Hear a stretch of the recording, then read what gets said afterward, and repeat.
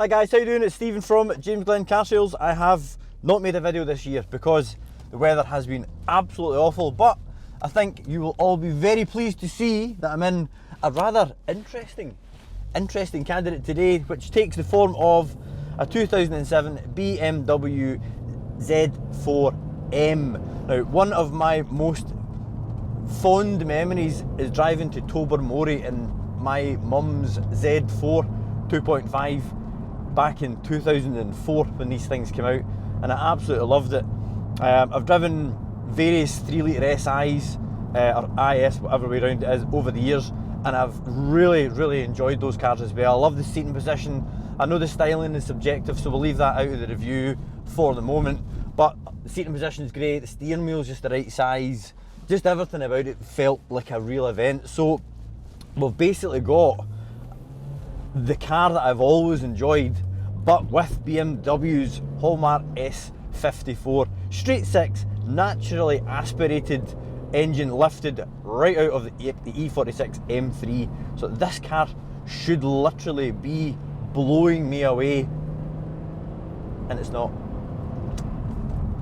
I don't know if it's the sort of car that you need to spend a bit more time in.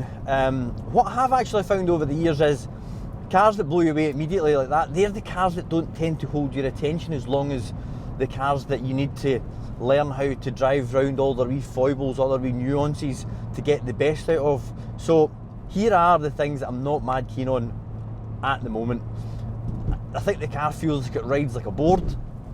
I was actually checking out the tyres as soon as I came out the car after the first drive, in case they had been swapped out for run flats, because they were going straight in the bin if they were.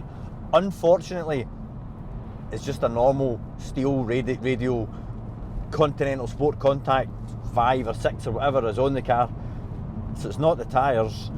We had a wee look online. A lot of people say that the wheels on these cars are quite heavy, and that can make them feel quite lumpy. I mean, we're going over some pretty rubbish tarmac just now, and I mean, for me, old convertibles they can kind of really highlight a weak chassis.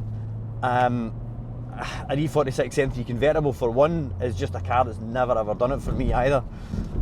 But these cars are supposed to be extremely stiff, like allegedly. I haven't had this confirmed, but one of the other guys that follows the channel mentioned in the comments that the Z4M is as stiff as a Lotus Elise, and right now, from where I'm sitting, I'm just not feeling it. What I am going to get checked on the car is I'm going to get the geometry checked, because steering weight's nice and you can feel there's a lot of information coming through it, but it's just not as immediate feeling as I was hoping.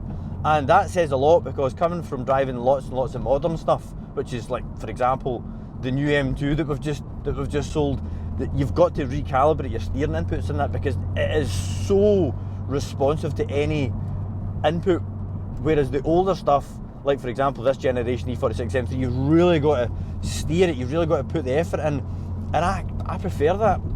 So this should feel, I know it should feel a wee bit lazy, but it feels even more lazy than what I would expect and what I would be happy with. So we're just about to come out the into a 60, and we've been going to the good stuff. So hopefully the geometry will liven up the steering a wee bit. I'm going to get them to just give the car a good thorough check over. It's been MOT and everything else, but when you put it into a suspension guy, they just go over things that a little bit more thoroughly and just make sure everything's as tight and pointing in the right direction, and the toe angles and all that kind of stuff is where it should be. And then we'll give it, maybe do another video on that. The mechanical feel of the car is overwhelming, and I love that. That's something I really, I mean, this gearbox is, you feel like you're actually putting your hands in the gearbox and moving the ratios yourself. It's just so satisfying. And again, the clutch throttle balance, if you don't get that right, you just mess it up. And that's again something that's quite nice to chase, just to get the shifts and the rev match and everything on the way up and down just right. So let's hear how it sounds. This is where it starts to get quite a bit better. So it's a wee bit slidey today, so I'll put the DSC off and we'll give it the beans.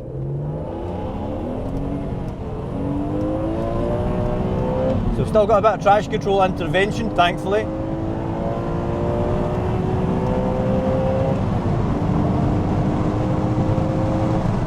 That'll do it. Yeah, I mean that engine, we know what the engine's like. The engine's a masterpiece. This car's also got a Grupp M intake on it, which you can really hear. I mean, it's pure motorsport. It sounds like an old E-Type or something like that, an old straight six E-Type. It's just fantastic. But then the faster you go, the less sure I'm feeling about the handling. You get a bit of wind noise coming in just through the gap, not the gap, but between the seal and the back of the window. Oh, I want to love this car so much. It's got all the right ingredients, but I know we're trying to sell this car, guys, and and I'm not going to say every car is for me, because at the end of the day, these reviews are to let you know what an 07 plate Z4M is like to drive. I think the interior and everything, it's because there is not a lot of gadgetry in here. You just look at an old sat-nav system, and it doesn't even take that long for them to become old and outdated. A sat-nav system, a 6 or a 7-year-old car looks ancient, so if it had sat-nav in here being a 2007, it would be laughable. It would be like looking at CFAX. So because it doesn't have the little poppy out screen on the dashboard, see if we can get turned here quickly, that's one thing that kind of shows or prevents the dashboard from looking too old. It's very, very minimalistic, very, very retro, and I think in something like a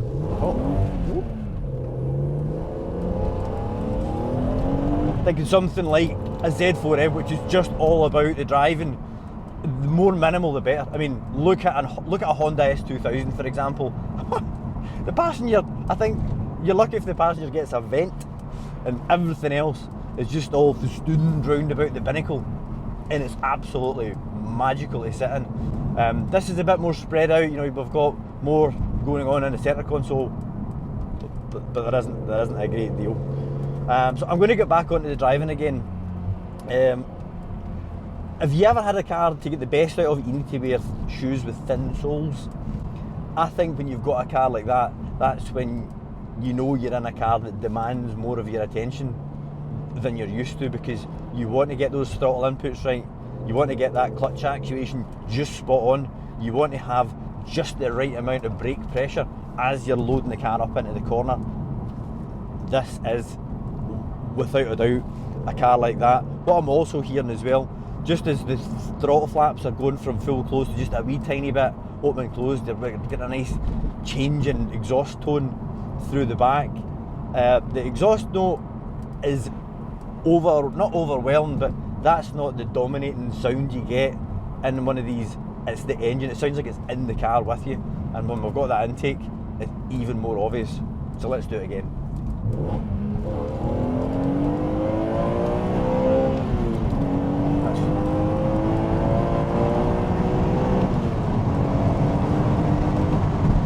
It is a fast car, this, and in the wrong hands you could get yourself into an awful lot of trouble. It's a shame we can't get the roof down today because it is absolutely Baltic. Translation, really cold. That might let in a bit more of the exhaust, but I'm just hearing that again, just on the overrun, as I'm just cracking the throttle flaps open that wee bit again. I can't reproduce the noise with my mouth, but anybody that's had quite a tuned car with individual throttle bodies, or equal length manifold, a nice free flowing exhaust, just when you just, that's the best I can do, by the way.